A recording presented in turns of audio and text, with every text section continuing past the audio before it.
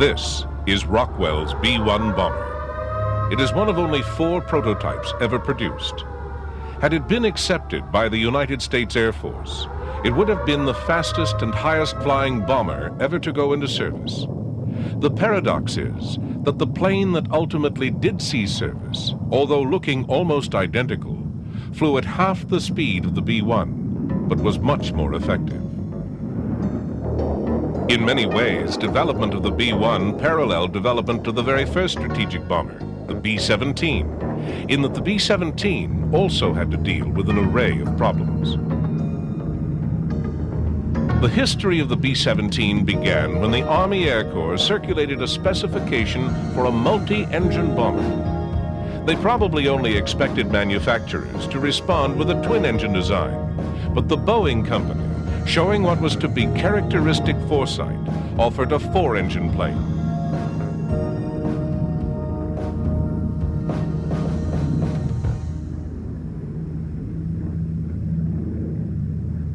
As advanced as it may have been, Boeing's Model 299, as the prototype was known, was not very well received. An accidental crash in the early trials and a belief in some quarters that large 4-engine planes would be too difficult to fly in combat cost Boeing the initial order. And yet certain factions in the Air Corps encouraged Boeing to continue development of what was, for its time, a massive aircraft. Using much of its own money and fighting government cutbacks, the company continued to develop what was ultimately to be a most important plane. World events were to justify this decision. The emergence of the Axis powers caused the Roosevelt administration to rethink its attitude to long-range aerial bombardment, a role in which the B-17 would excel. But the first flying fortresses to see action were 20 examples sent to Britain's Royal Air Force, as much for evaluation as for strategic bombing. The British exercise could never be claimed as a major success. Although welcomed by a nation short on armament, the high-flying long-range B-17s the British called Fortress Ones were to have a short and checkered career.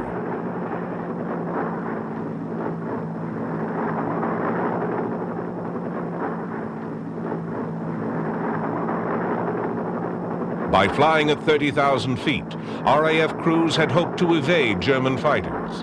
But the high altitude did not deter the Germans, and the limited defensive firepower of the B-17s proved inadequate against the Luftwaffe.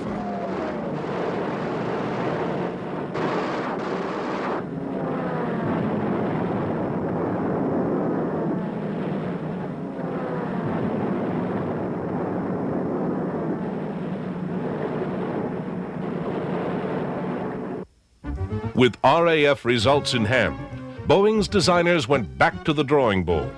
If the plane was to survive, it would have to be rethought.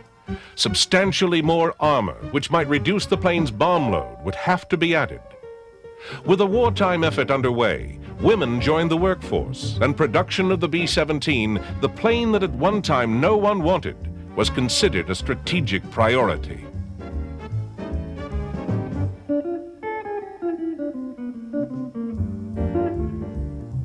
Another major modification to the second-generation Flying Fortress was the completely redesigned tail fin, which remedied the stability problems of earlier models. But the major improvement was to defensive firepower. The revised rear fuselage now bristled with gun positions, some in the form of power-operated turrets. An effective but difficult-to-operate ball turret was a challenge to the courage of any gunner.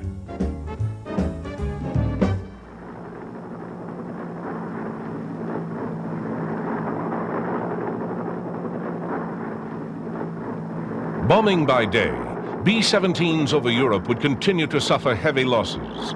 It was only the later addition of the escort fighter that radically reduced the toll.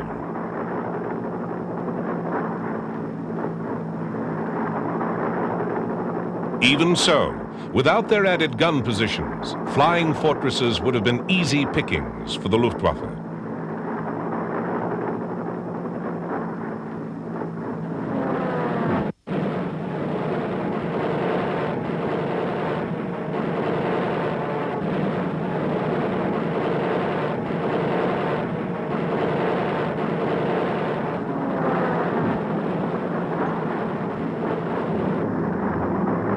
Despite the high cost in lives, there is little doubt that the theory of strategic bombing was well proved, disrupting German industry and slowing down the Nazi war machine. It was an effective but very expensive way of waging war. Throughout the conflict, Germany never had a four-engine equivalent to the B-17. But its scientists did produce a novel and potentially very effective weapon that risked very few German lives and caused considerable panic to its opponents. Powered by an air-breathing pulse jet engine, the V-1 was the forerunner of a new generation of weaponry. Its main achievement was to cause blind panic among civilian populations, because with limited guidance, pinpoint targeting was not possible. Although a very clever weapon, the V-1 could be brought down by ground fire and by fast-flying fighters.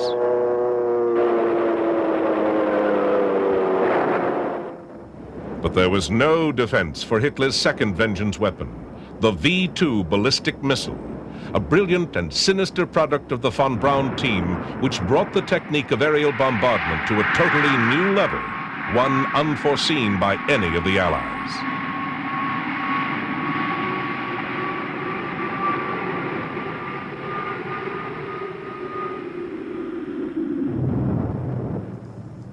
Meanwhile, American scientists had developed the automated fire control system and had worked to perfect the pressurized fuselage, enabling high-flying bomber crews to operate without the restrictions of earlier planes like the B-17.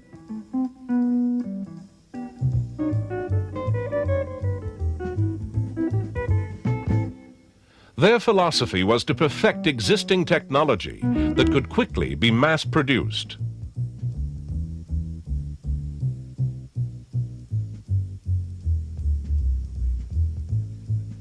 These innovations, together with many others, came together superbly in the B-29. This was the ultimate development of the conventional piston engine bomber, utilizing America's enormous production capability. But B-29s were never used in Europe. Their principal target was Japan.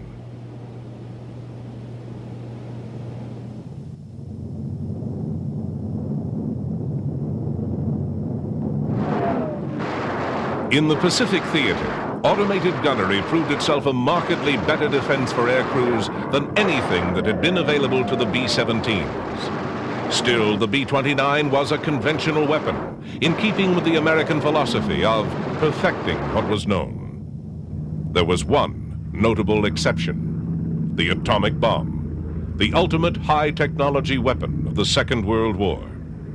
It required only one B-29 to carry such a weapon and change the course of history.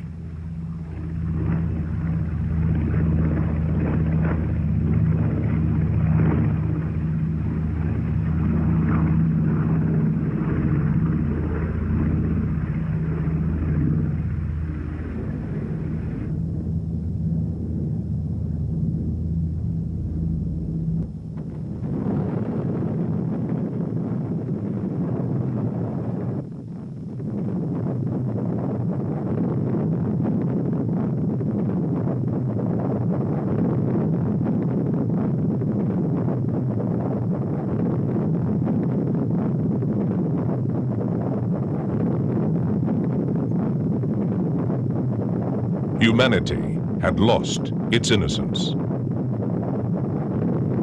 Given the enormous destructive power demonstrated throughout the war by heavy Allied bombers, culminating in the awesome destruction of the atomic blasts, there can be no doubt that by the end of the war, the long-range heavy bomber had become the era's most important weapon, or at least the means of delivering it. Nevertheless, there was also great interest in captured German V-weapons. Shipped back to the United States, V-2s in particular were tested by American scientists, although their limited range suggested their usefulness might not be great. But a more serious challenge to the dominance of the long-range bomber was also emerging. Even as early as 1946, the proposed Snark intercontinental missile offered an extremely useful range of over 5,000 miles. Although not to be operational until the early 50s, this extensive redevelopment of the V-1 concept was to be a major success. Still, delivery of atomic weapons in the late 1940s was exclusively assigned to the traditional long-range heavy bomber, and the B-36 assumed the role as the first truly intercontinental bomber. It would protect its enormous bulk by using a large number of gun positions to defend what some considered to be the indefensible.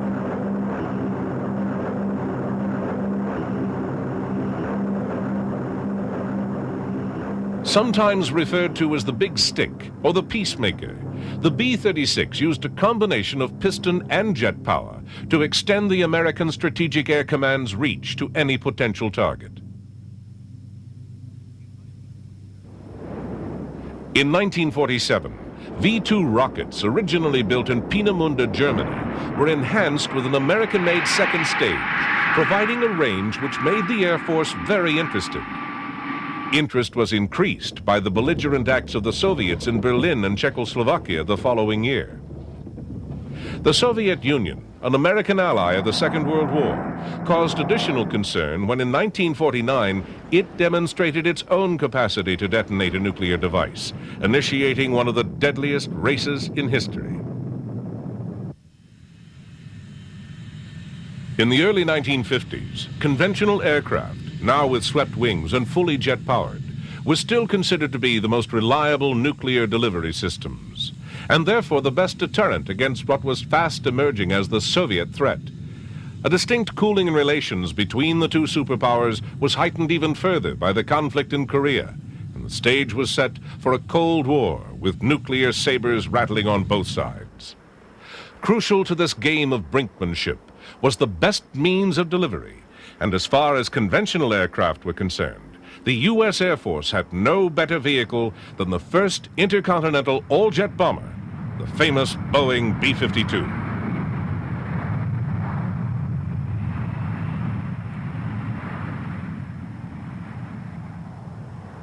The already considerable range of the B-52 was enhanced by enormous auxiliary fuel tanks, which could be jettisoned after use, giving the aircraft maximum improved aerodynamics.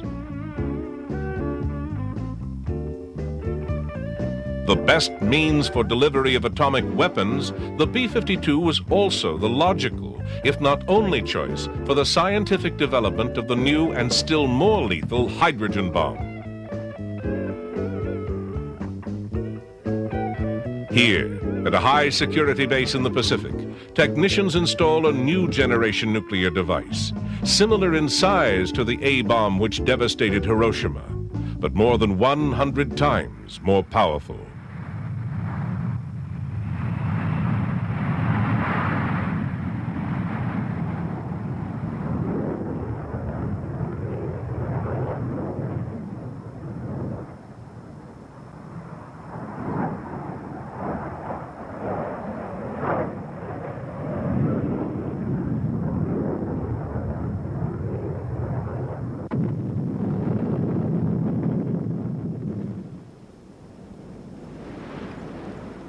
Russia gave a great boost to American defense.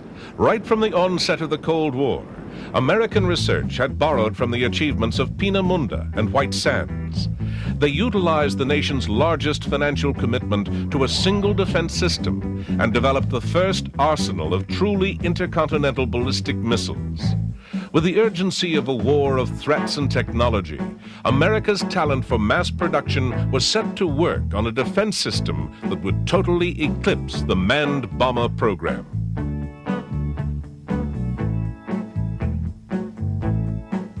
From this stage on, intercontinental ballistic missiles became the prime means of delivering America's nuclear deterrence.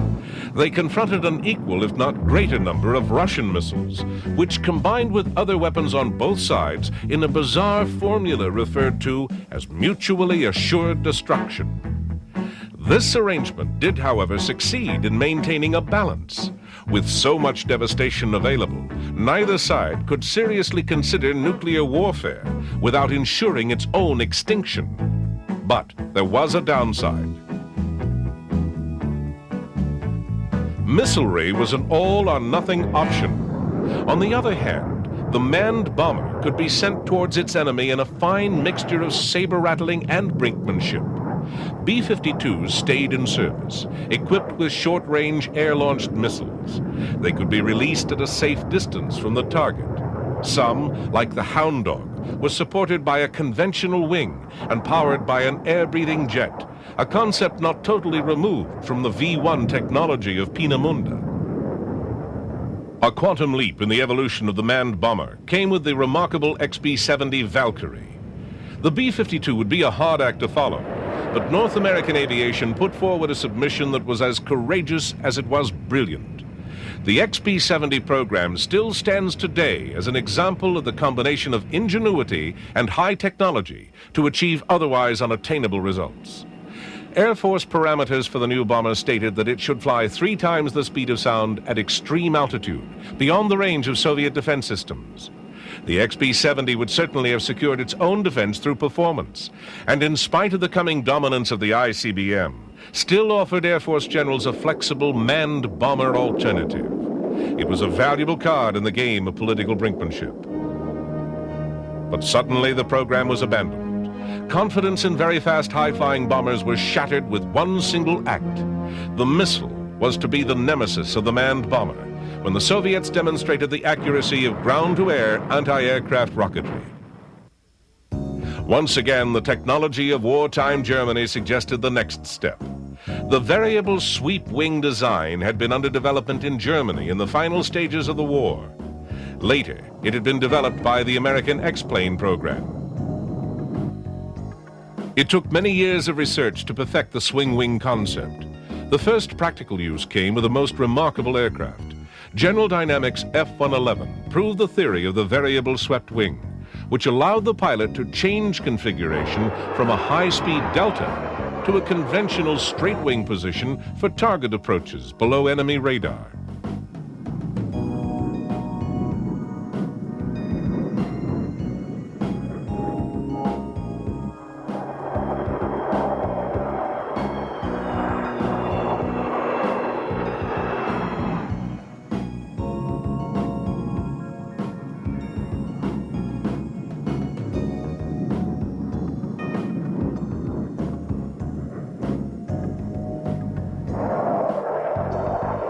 Essential to the success of low flying was the development of terrain-following radar. This enabled the pilot to select impressively low altitudes to which the F-111 would automatically adjust, following the contours of the ground below.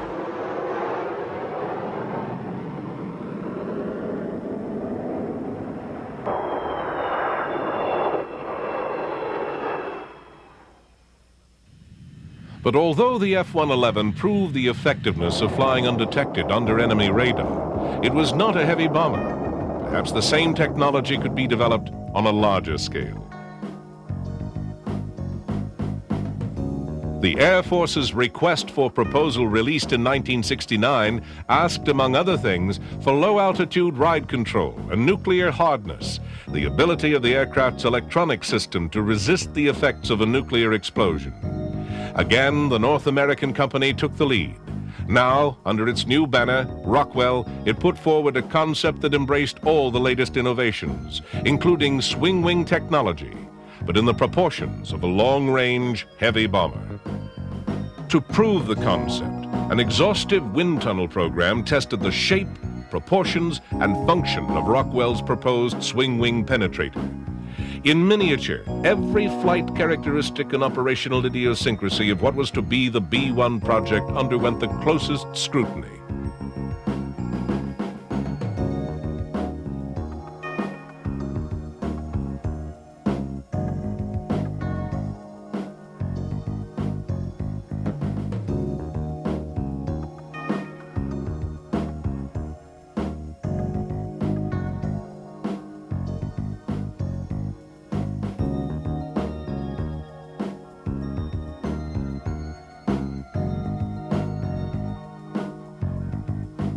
Throughout the verification process, models were used in many different ways.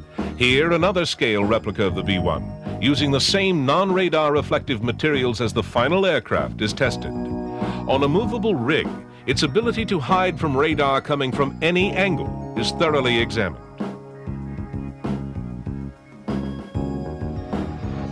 The biggest and most impressive model in this process was the final full-scale mock-up. This faithful representation of the designer's ideas gave the manufacturer and the Air Force the feel of the final aircraft. In those years before computer technology made it unnecessary, the mock-up gave the last opportunity to explore the practicality of the concept before committing to the expense of production. Even details like hinge doors and access panels are faithfully modeled so that ground and flight crews alike can assess almost every physical detail of the finished aircraft. A variety of model weapon loads, both outside the aircraft and inside the bomb bays, look absolutely convincing and provide the closest possible insight to the real thing. So does the layout of the cockpit, and even the swinging mechanism of the wing works just the way it will on the production version.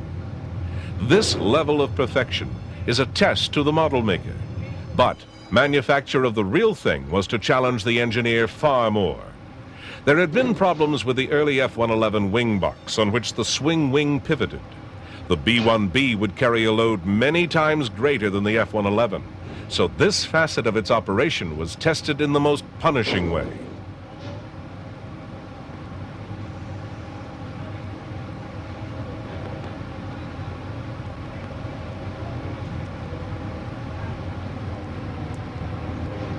As always with United States military aircraft, the greatest consideration was placed on the service's most indispensable asset. The preservation of aircrew was a major priority, and with the B-1 project, it would prove a substantial challenge.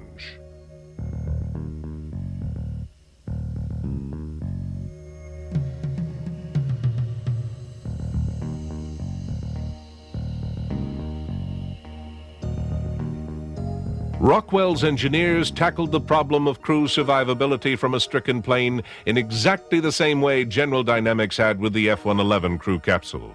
But for the B-1, with a crew of 4, it would have to be much larger, and tolerances would be greater. There was always concern about the effects on aircrew, not only from the force of ejection, but more importantly, from the impact of landing. The F-111's capsule had worked well, but at this scale and at a weight of 9,000 pounds, the problems were multiplied.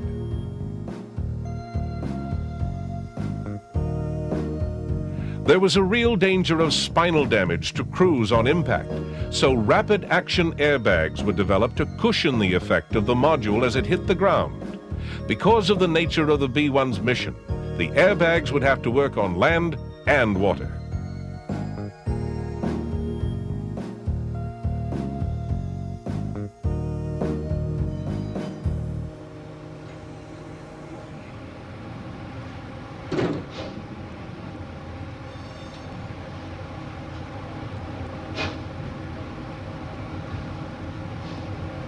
Meanwhile, at Palmdale, California, construction of 3 prototypes began.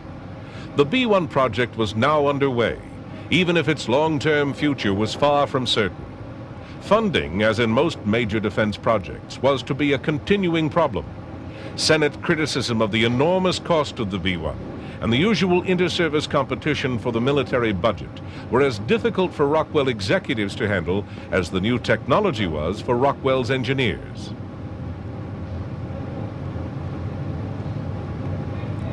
Here, the dedicated test rig is used to assess tolerance to stress, to prove the integrity of the B-1's basic design. That integrity would have to be confirmed before any plane with the performance expectations of the B-1 could be allowed to fly in service. Eventually, after years of gestation and months of production, the first B-1 was displayed to the public on October 26, 1974. Its sleek lines were emphasized by its glossy white finish. At the time, it was the largest swing-wing aircraft in the world.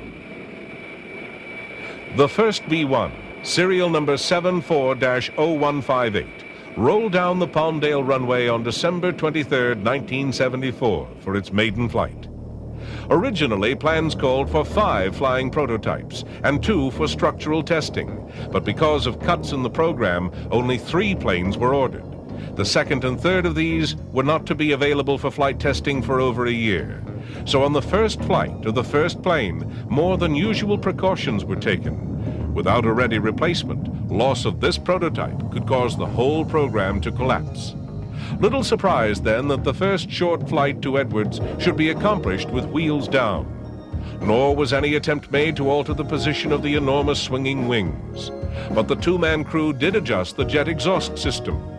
This complicated arrangement is sometimes referred to as the turkey feathers for obvious reasons. To control the final stages of up to 30,000 pounds of thrust with full afterburner is a difficult but vital function.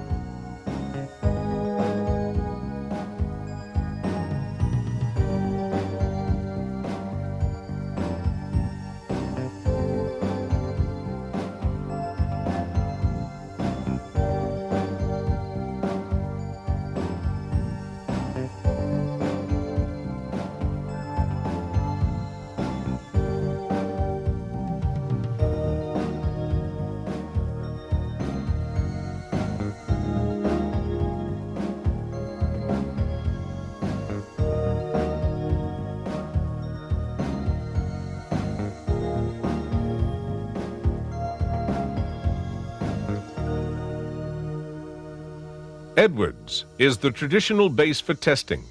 Once called Muroc, this Air Force facility has been the home of many major test programs. Here, from the dry Californian desert, the first B-1, with the hopes of Rockwell and the Air Force in the balance, would undergo the most thorough flight testing. All the while, its detractors looked for the slightest flaw to capitalize on. Already there had been problems with cost overruns. These had been added to by the government decision to produce fewer test planes, substantially increasing the unit cost. Also, the decision to stretch the early delivery schedule created problems with the aircraft's 3,000 subcontractors. Logistics must have been a nightmare. Although the first short flight of the B-1 was a totally successful exercise, its future was still far from secure. And much of the real flak the program was to encounter had little to do with the plane's performance. Rather, the arguments were of need, philosophy, and politics. Did the Air Force really require a new bomber? How valuable was a recallable manned deterrent? Genuinely informed assessments of whether the B-1 might be able to achieve its mission requirements were less easy to find. And against this backdrop of uncertainty, engineers and test pilots would have to prove Rockwell's super bomber.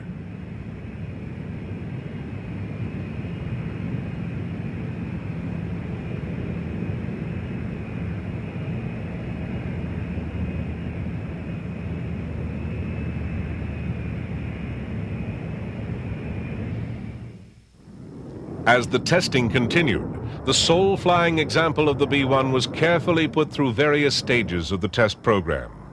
Soon, the enormously powerful and complex landing gear was to be retracted and extended. Years earlier, when Rockwell was still called North American, and it was testing the XB-70 Valkyrie on its first prototype mission, the gear failed to retract properly. But the B-1's initial attempt at a clean profile flight was a total success. With something as complicated as the undercarriage, tremendous effort is expended in testing prior to flight. But in the end, the one that really counts is in the air.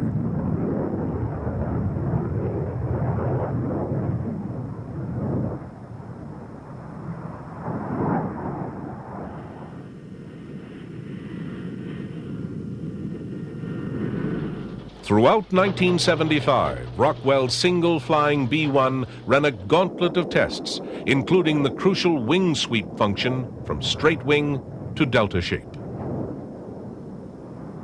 There was a comprehensive testing of the four General Electric F-101 fanjet engines and of the delicate task of aerial refueling, necessary even for a plane with the B-1's range.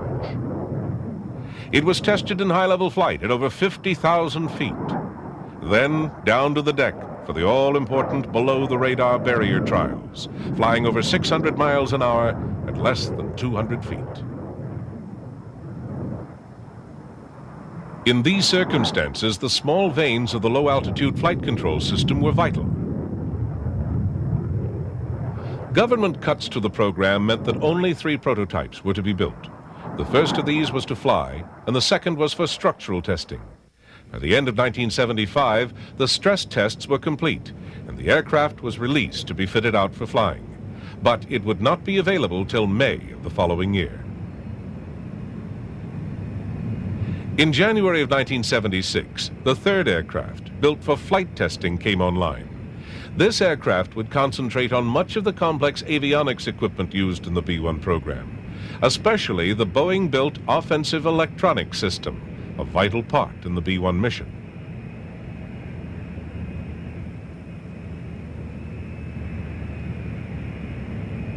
Inside the cockpit of these prototypes, a complicated array of dials and meters surrounds the cathode ray tubes. If you look closely, you can see the fighter-like control columns, unusual in a large aircraft.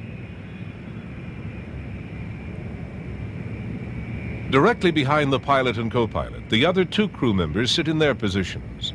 The defensive and offensive systems operations use the high point of radar development not only to identify and target the enemy, but also to fend off attacking opposition fighters.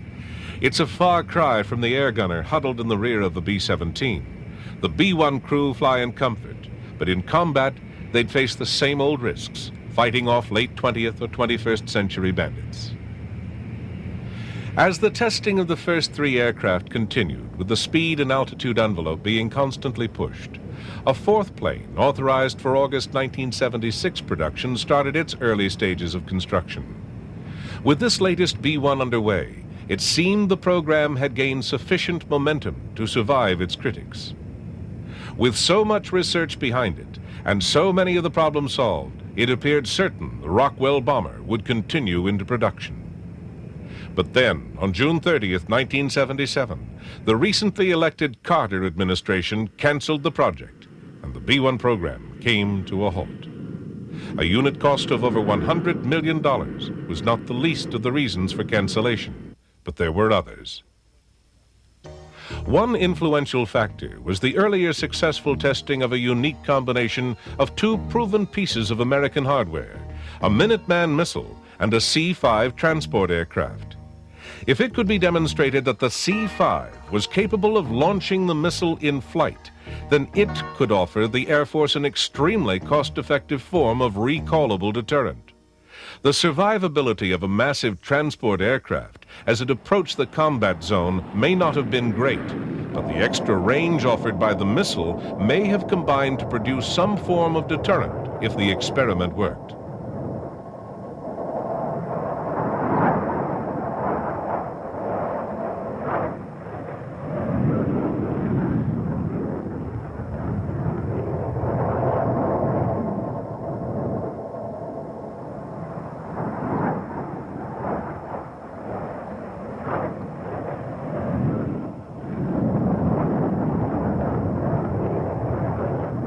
Although it was not to be adopted as a complete system, the air launching of an ICBM was nevertheless a spectacular achievement. It may yet have some potential.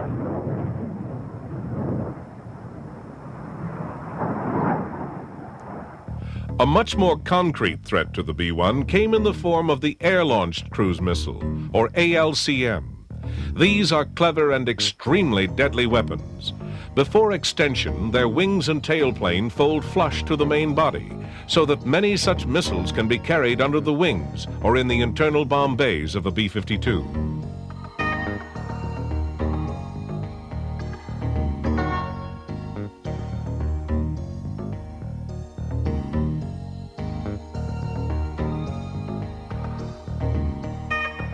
The ALCM program, which was quickly implemented by the Carter administration, gave the aging B-52s a new lease on life as a suitable delivery system.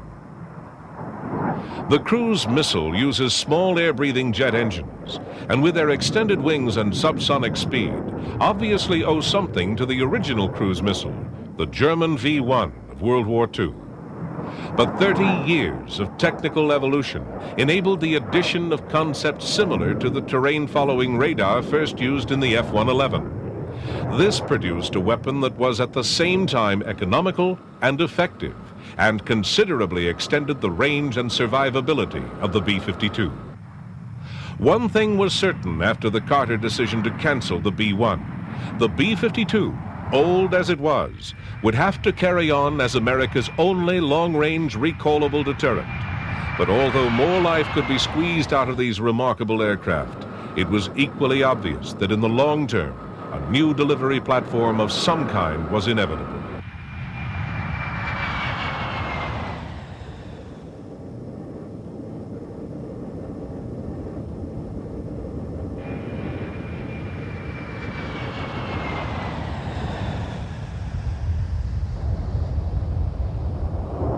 Even with the support of dedicated bomber versions of the F-111 and the ALCMs, the hitting power of America's strategic air force was starting to wane. In spite of the discussed conversion of transport aircraft to carry cruise missiles, it had been known for many years that survivability over or even close to enemy airspace required specialized aircraft, and a missile-carrying transport would be limited to a type of delivery far less challenging than the Air Force would expect from a B-52 replacement. Clearly, a long-range penetrator was needed.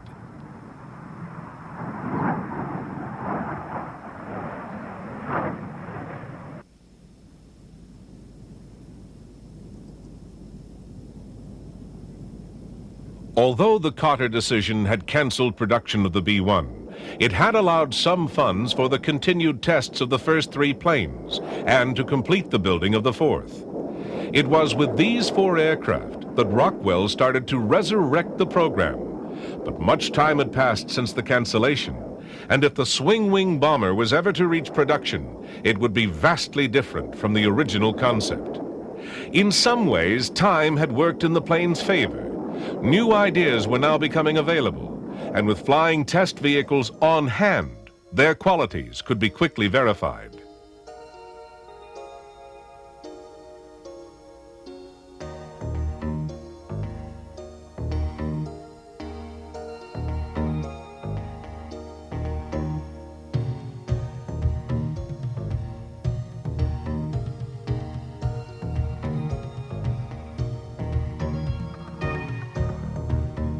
The most important change to strategic thinking was the revised attitude toward high speed.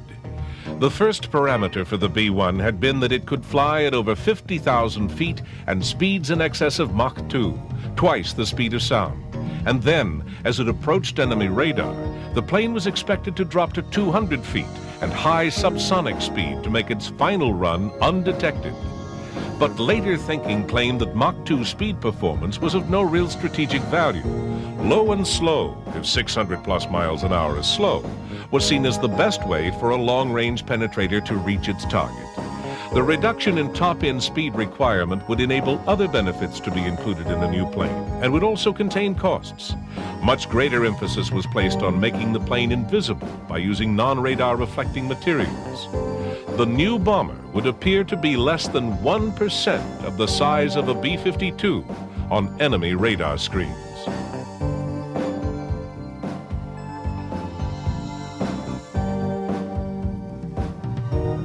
In-flight refueling for optimum range was given even greater priority, as there had been unfounded criticism of the early plane's results at low level. A major change was implemented for crew survival by deleting the crew ejection module, which had never been perfected, in favor of conventional ejection seats, quite suitable for the slower flying version. With revised specifications from Rockwell and the pressing need to solve the B-52 replacement problem, the Reagan administration announced in October of 1981 the decision to build 100 Rockwell bombers to be called the B-1B.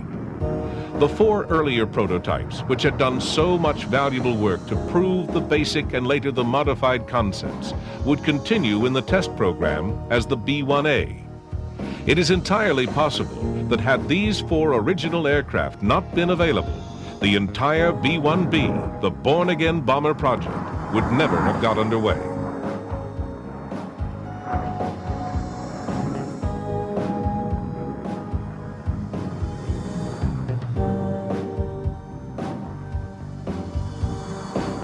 The B-1B was to have many new features, including a modified and vastly improved bomb bay. These cavernous areas can now be adjusted to accommodate different weapons loads and fuel requirements.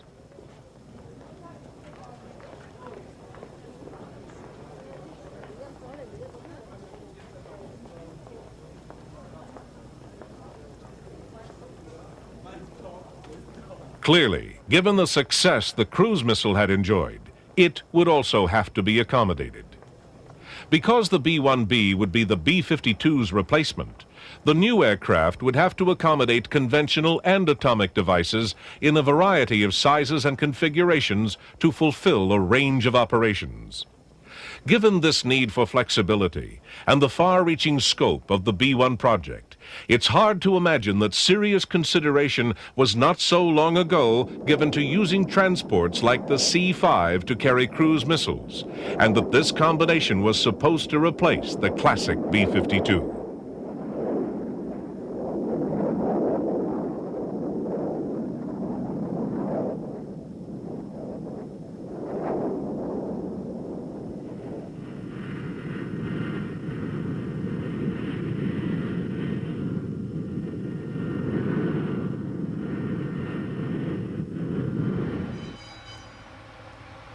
As the B-1A continued to prove the new performance specifications, work on the B-1Bs was well underway at Palmdale. The total cost of 100 B-1Bs was to be $20 billion, or over $200 million a plane.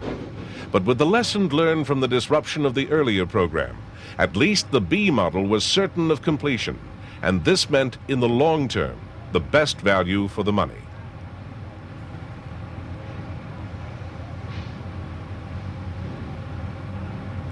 Much of the B-1B's cost goes to provide its sophisticated avionics equipment.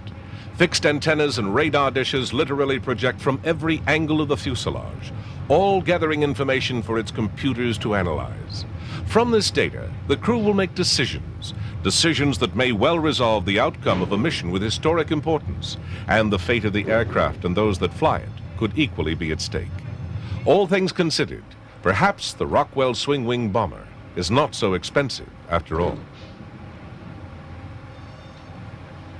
Many types of skills and technology are employed as the tens of thousands of parts come together, and the giant technological jigsaw puzzle that is the making of a modern bomber starts to take shape.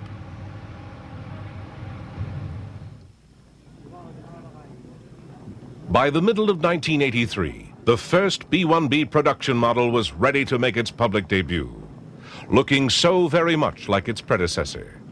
The new planes are hard to distinguish from those which first appeared almost a decade earlier. Modified air intakes and a small window for the radar operators are subtle but effective clues for the untrained eye.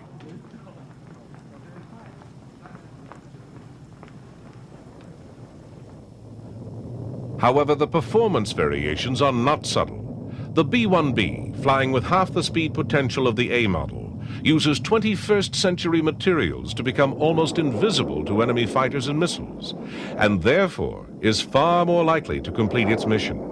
And all the time it's on its deadly journey, it's providing tacticians with the flexible option of a last-minute recall, a role only the manned bomber can perform, but a role that was often understated in the past.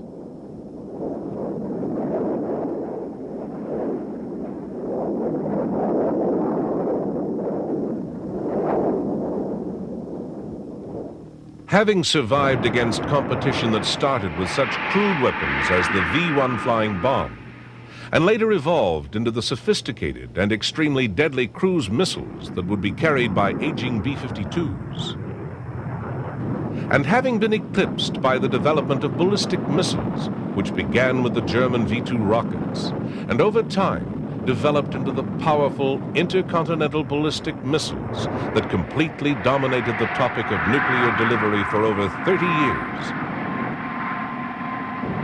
The manned bomber survived by using yet another German innovation, that of the variable swept wing.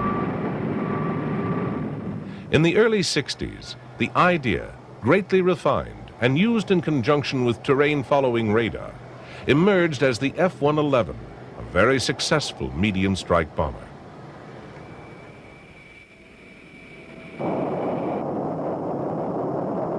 And in the early 70s, the concept was further developed into the B-1, the ultimate high-speed, long-range manned bomber. But it was to take another 10 years and the arrival of still more advanced construction materials and another generation of avionics before the later model, the B-1B, was to reach service. A masterpiece of high technology, the best that the aerospace industry could offer, had finally arrived. It will fly well into the 21st century, and given time will doubtless become a similar legend to the aircraft it replaced, the B-52. But clearly, the B-1B, the born-again bomber, is already one of the world's great planes.